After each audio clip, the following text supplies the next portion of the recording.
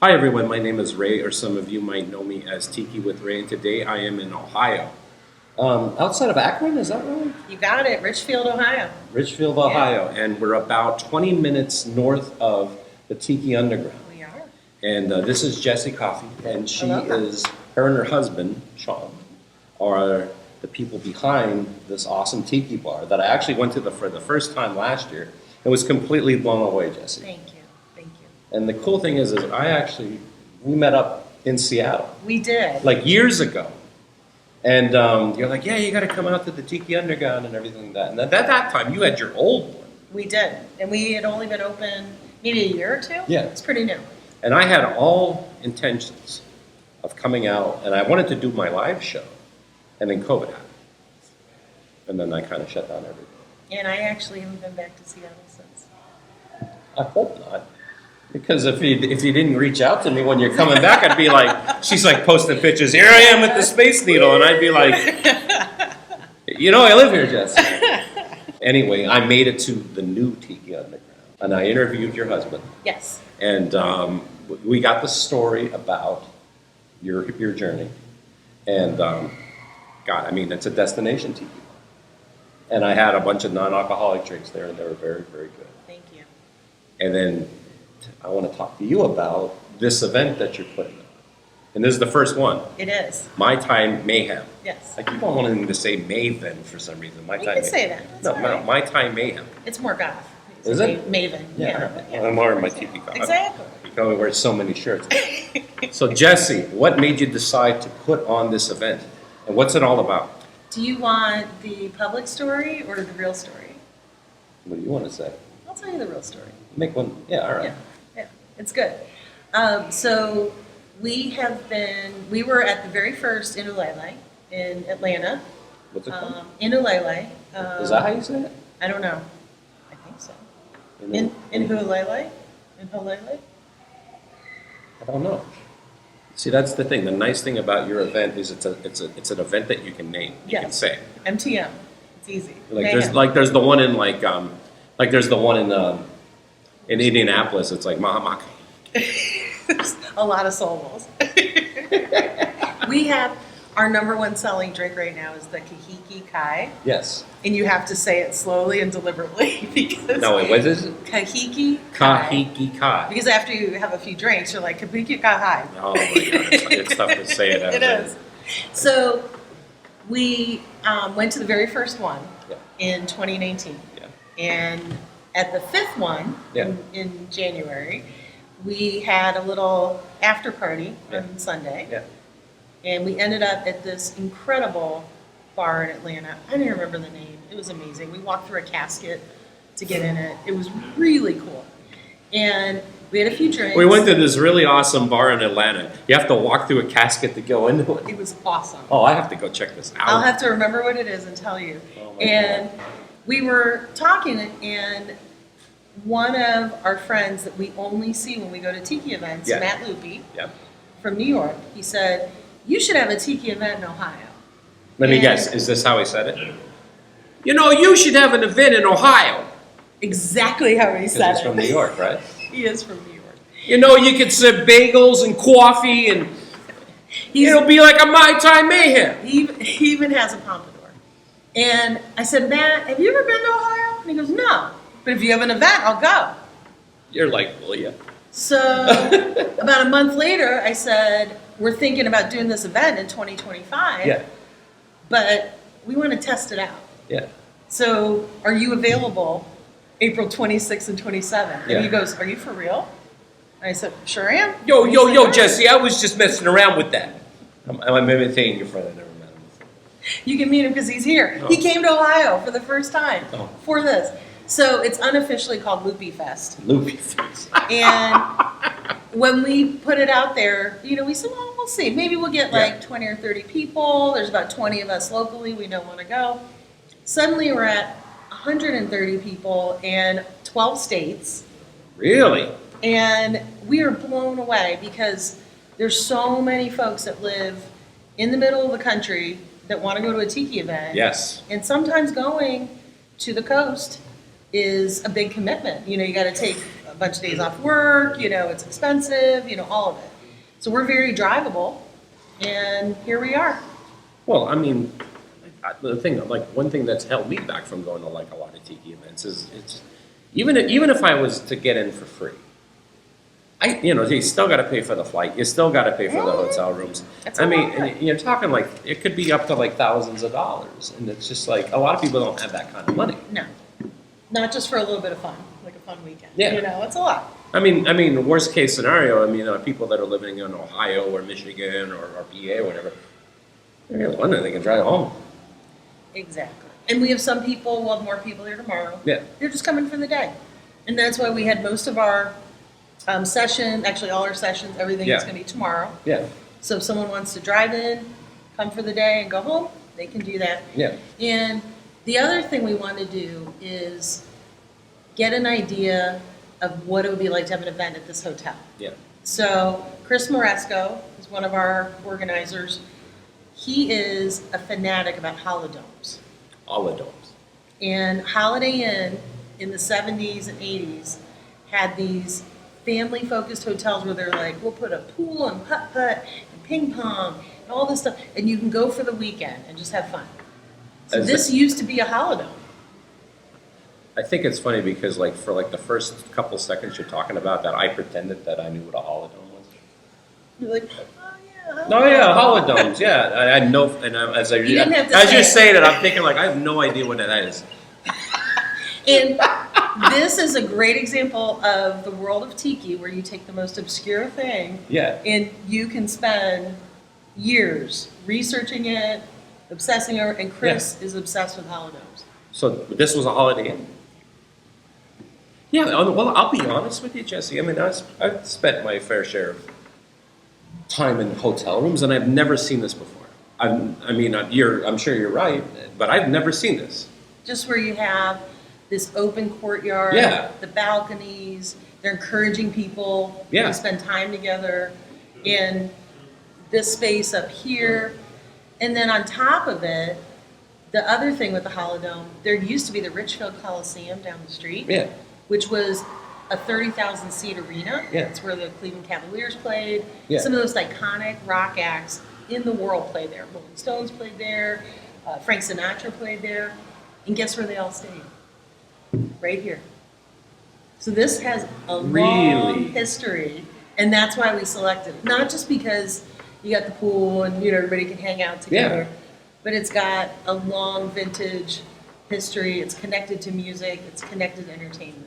Oh, I'll tell you what, Jesse. One thing that's really, really cool about the situation, because the Holodome out there is indoors, it doesn't matter what the weather's going to be. Of course, we had a perfect day, Yeah. but that doesn't always. But you happen. know, if you would have set it up, it probably would have rained Exactly. or something like that.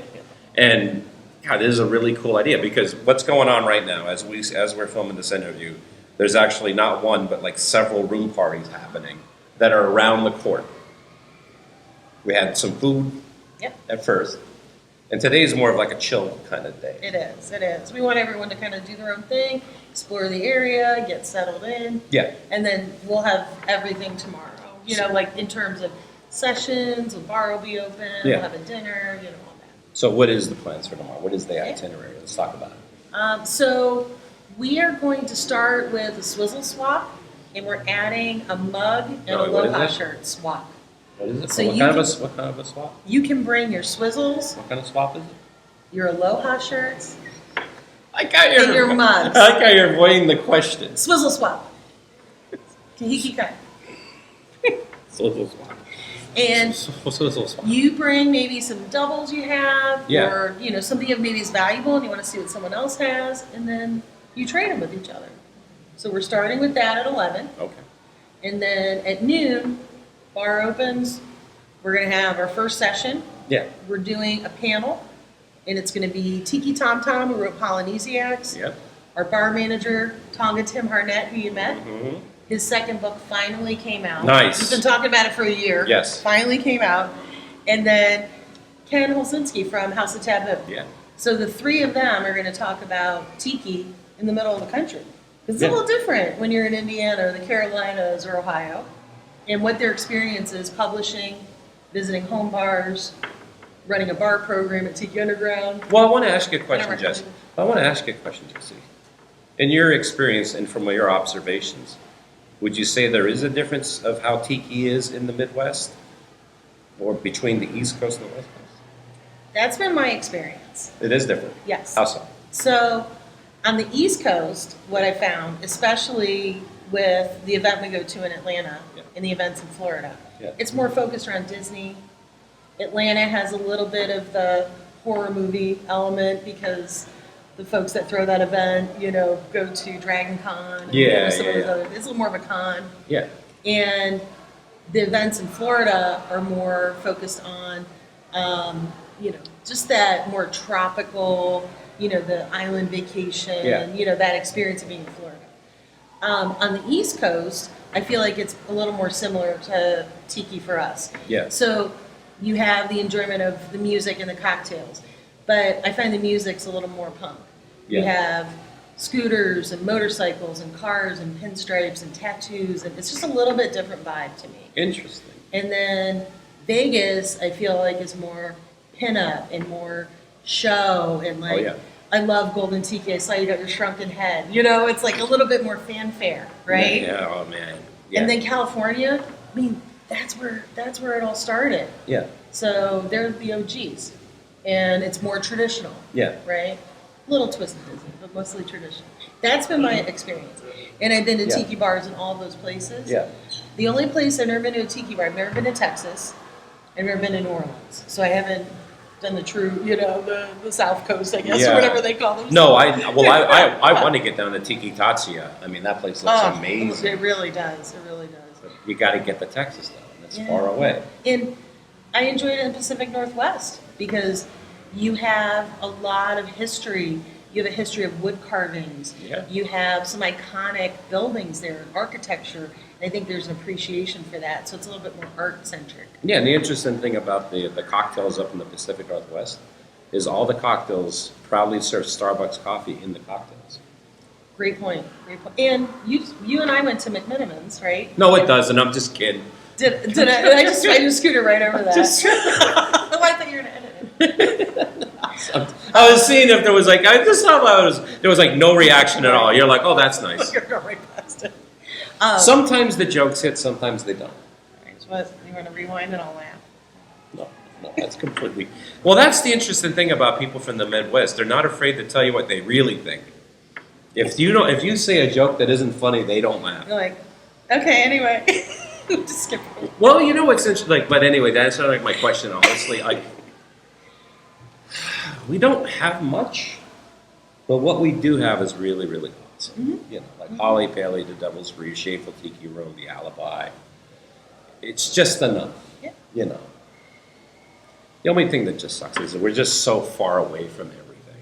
Yes. And a lot of people, we had TikiCon going on in Portland, and that was going on, but the last one was last year, and that is over now.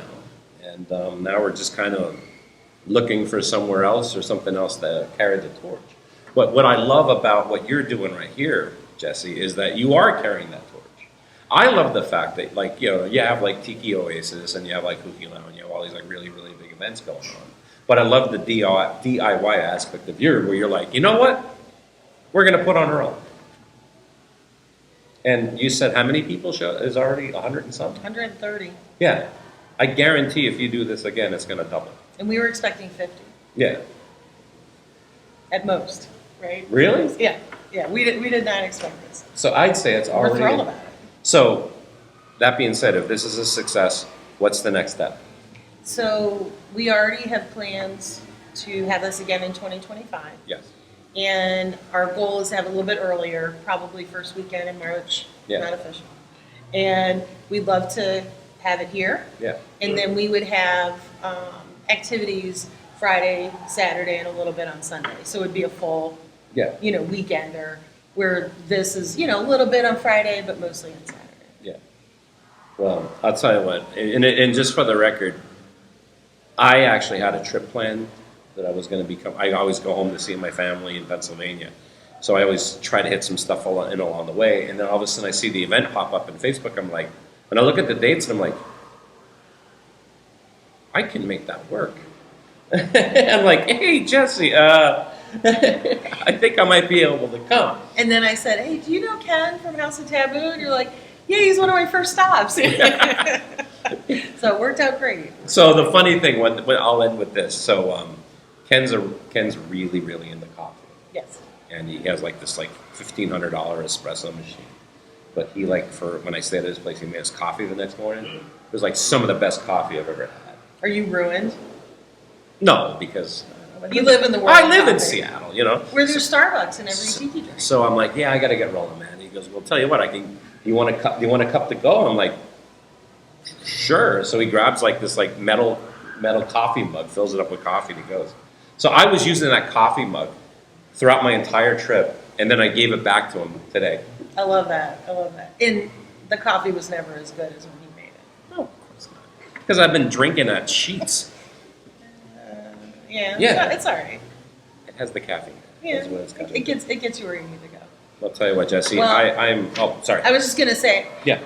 I'm thrilled that you're here Yeah. because you get a chance to meet a lot of the folks that not only have supported us since the beginning, but one of the things that we love and one of the other reasons we want to do this is we build a community of people that were already had things in common. They just didn't know each other. Yeah.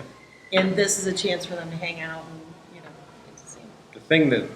The thing that I love the most, though, is sort of like all the cities. Like I was just up in Detroit. Yeah. And I was visiting one person who had like a home tiki bar, and he's like, "Oh, this guy has a home tiki bar, and this guy has a home tiki bar. You got it." And I'm like, I got to come back. And it's like, oh my God, there's like a huge tiki scene going on here. There's a huge tiki scene going on in Ohio. Indianapolis is huge too, and it makes me happy that tiki's going on outside of like California. Absolutely. And we get this question all the time. Why did you open a tiki bar in Ohio? Yeah. But Ohio is such a strong tradition of tiki with the kahiki from 1962 to 2000. There's so many people here who have an incredible memory of going there as a kid or as an adult or with their family. And that alone should be enough. But then I also argue, given our weather and given it's not the busiest place to live, what better place to have a tiki bar? No. Well, I'm glad you have the Tiki Underground. I'm glad you're doing this event. Thank you. And you have my full support. And I'm glad you're here. I'm glad to be here. Let's hear it for Jesse. Thank you.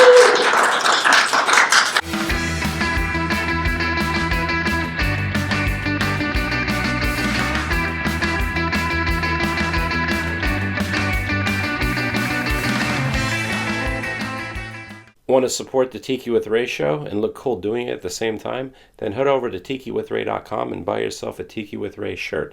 They're only $20. Tony Canapa did the design and they're screen printed in America.